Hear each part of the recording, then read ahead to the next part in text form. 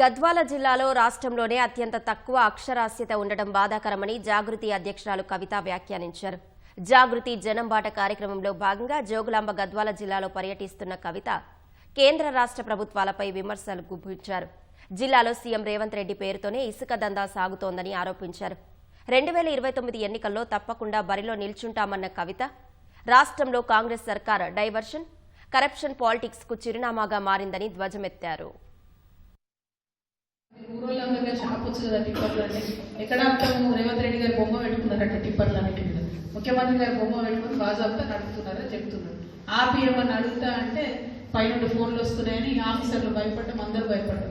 మరి ముఖ్యమంత్రి గారికి తెలిసి జరుగుతుందా తెలియక జరుగుతుందా నాకు తెలియదు. కానీ గద్వాల జిల్లాలో వందలాది టిప్పర్ల ఇసుక దందా ముఖ్యమంత్రి రేవంత్ రెడ్డి గారి పేరు మీద జరుగుతుంది.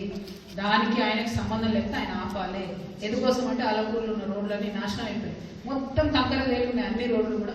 చిన్నపిల్లలు బడికి పోలేని పరిస్థితి, ఆడపిల్లలు ఒంటరిగా నడిచి వెళ్ళలేని పరిస్థితి.